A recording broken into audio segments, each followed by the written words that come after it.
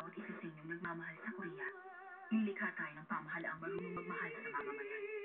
Samahan niyo po ang inyong lingkod, Maureen Seo, sa bukas na puno ng pag-asa.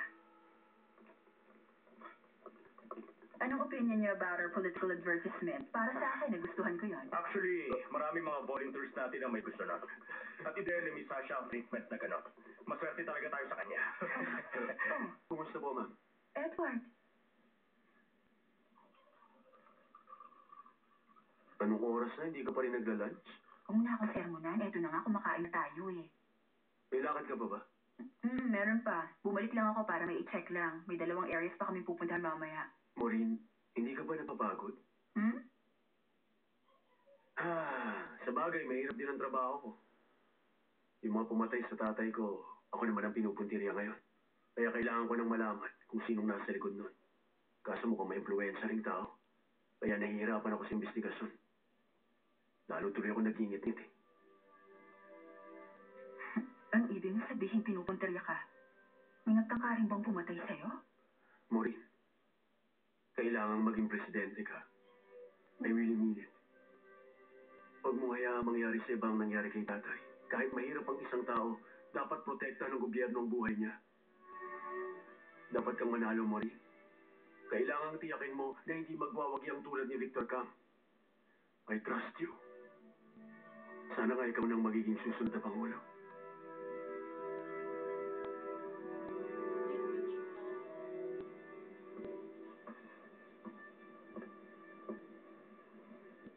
Maureen, gawin mo sana ang lahat para manalo ka.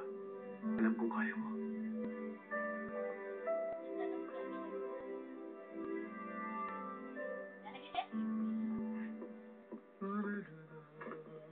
Ay!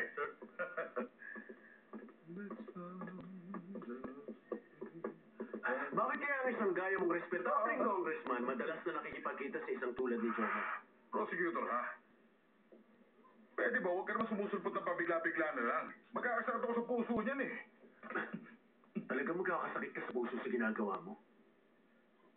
Sabihin mo kung bakit nakikipagkita ka kay Jomar. Krimen na ba makipagkita ko sa isang tao, ha? Ang taong tinutukoy mo ay nasa wanted list. Kung ikaw ang protektor ni Jomar, maliwanag na krimen yun. Para sabihin ko sa'yo, nasusuklaw din ako sa kanya.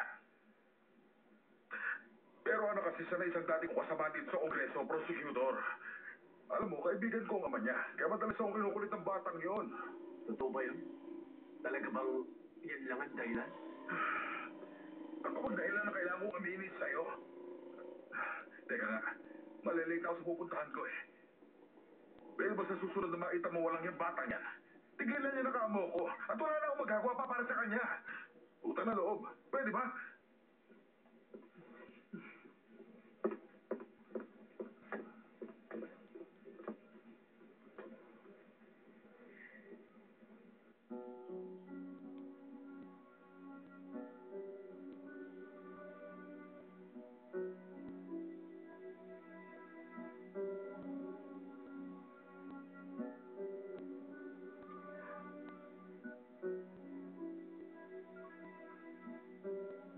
Congressman Min, si Maureen Seo po ito. I need to talk to you.